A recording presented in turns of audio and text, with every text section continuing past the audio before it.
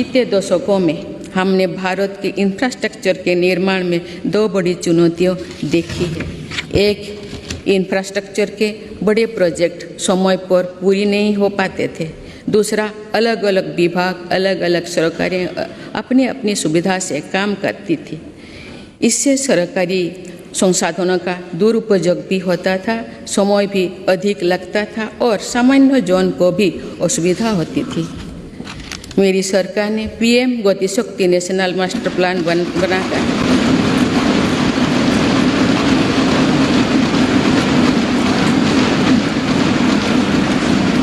इन चुनौतियों से निपटने के लिए ठोस कदम उठाए हैं। पीएम गति शक्ति नेशनल मास्टर प्लान को लेकर राज्यों और यूनियन टेरिटरीज ने भी उत्साह दिखाए हैं। इससे देश में मल्टी मॉडल कनेक्टिविटी का भी विस्तार होगा। मेरी सरकार भारत को विश्व का सबसे कॉम्पिटिटिव लॉजिस्टिक हब बनाने के लिए प्रयासरत है। इसके लिए पिछले वर्ष देश में नेशनल लॉजिस्टिक पॉलिसी लागू की गई है। इस पॉलिसी के लागू होने से लॉजिस्टिक कॉस्ट में काफ़ी कमी आई। मेरी सरकार देश के विकास के लिए जिस स्पीड और स्केल पर काम कर रही है वो अभूतपूर्व है, अतुलनीय है। मेरी सरकार ने आने के बाद भारत के गरीबी के लिए औसतन हर रोज आवास योजना के 11,000 घर बने। इसी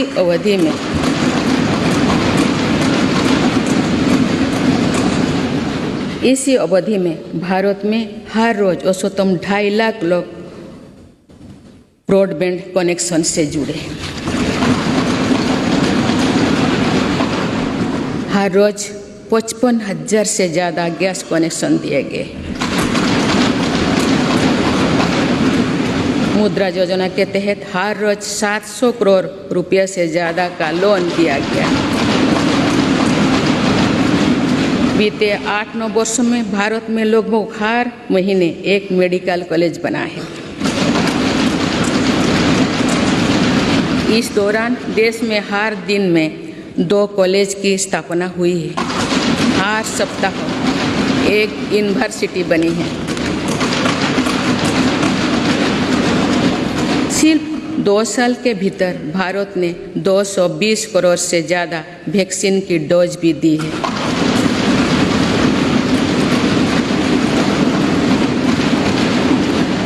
सोशल इंफ्रास्ट्रक्चर की बात करें तो साल 2004 से 2014 के बीच देश में जहां 145 मेडिकल कॉलेज खुले थे, वही मेरी सरकार ने 2014 में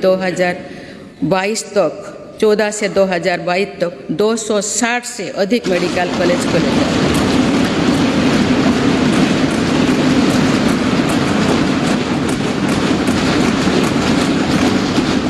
मेडिकल की पढ़ाई कर रहे छात्रों के लिए ग्रेजुएट और पोस्ट ग्रेजुएट सीटों की संख्या अब पहले के मुकाबले देश में दुगुनी हो चुकी है।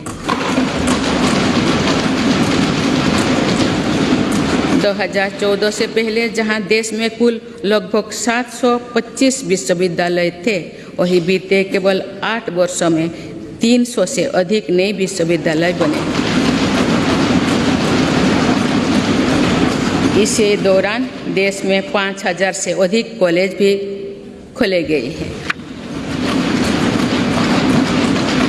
इसी प्रकार फिजिकल इंफ्रास्ट्रक्चर में तो देश में कई नए रिकॉर्ड बने हैं। प्रधानमंत्री ग्राम सड़क योजना में 2013-14 तक देश में करीब 3,81,000 किलोमीटर सड़कें बनी थी, जबकि 2021-22 तक ग्रामीण सड़कों का ये नेटवर्क 7 लाख किलोमीटर से भी ज़्यादा हो गया।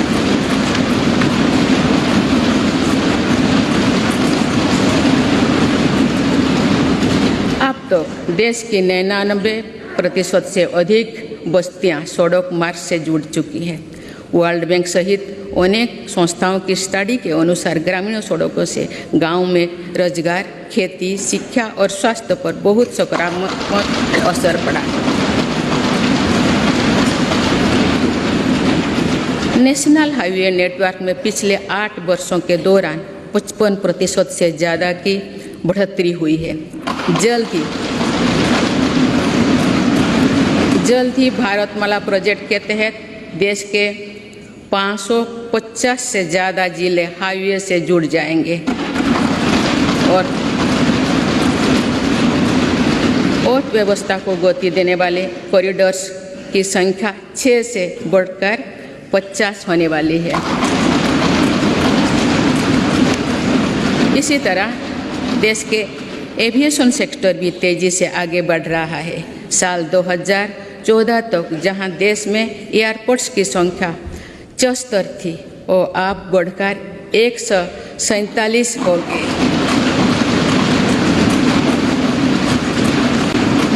आज भारत दुनिया का तीसरा बड़ा एविएशन मार्केट बन चुका है। इसमें उड़ान योजना की भी बहुत बड़ी भूमिका है। भारतीय रेलवे अपने आधुनिक अवतार में सामने आ रही है और देश के रेलवे मैप में अनेक दुर्गम क्षेत्रों भी जुड़ रहा है। वंदे भारत एक्सप्रेस के रूप में एक आधुनिक और सेमी हाई स्पीड ट्रेन भारतीय रेल का हिस्सा बन चुका है।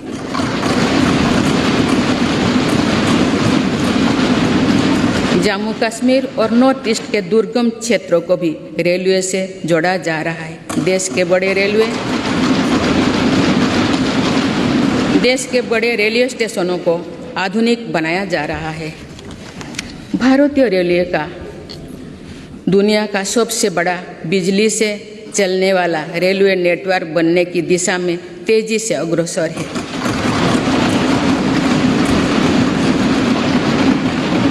भारतीय रेल को सुरक्षित बनाने के लिए स्वदेशी टेक्निक कोबोज का भी हम तेजी से विस्तार कर रहे हैं। माननीय सदस्यगण, भारत ने उस सोच को भी बदला है जो प्रगति और प्रकृति को परस्पर विरोधी मानती थी। मेरी सरकार ग्रीन ग्रोथ पर ध्यान दे रही है और पूरे विश्व को मिशन लाइफ से जोड़ने पर बल दे रही है। हमारी सरकार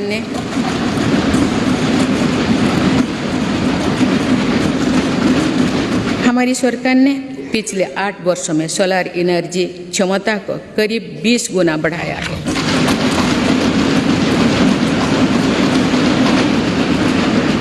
आज भारत रिन्यूएबल एनर्जी की क्षमता में विश्व में चौथे स्थान पर है।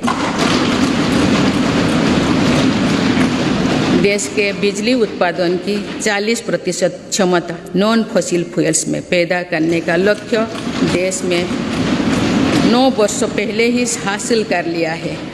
ये सफलता वर्ष 2070 तक नेट जीरो के हमारे संकल्प को सशक्त करने वाली है। देश में पेट्रोल में 20% इथेनॉल ब्लेंडिंग के लक्ष्य पर भी तेजी से काम चल रही है। सरकार ने हाल में मिशन हाइड्रोजन को भी स्वीकृति दी है। ये ग्रीन एनर्जी के क्षेत्रों में भारत में लाखों करोड़ रुपए की निवेश को आकर्षित करने वाले हैं। इससे फलस्वरूप ग्रीन एनर्जी को लेकर भी एनर्जी सिक्योरिटी के लिए भी विदेशों में हमारी निर्भरता कम होगी। देश के शहरों में प्रदूषण कम करना भी हमारी बहुत बड़ी प्राथमिकता है। इसीलिए इलेक्ट्रिक मोबिलिटी के लिए बहुत बड़े स्तर पर काम चल रहा है।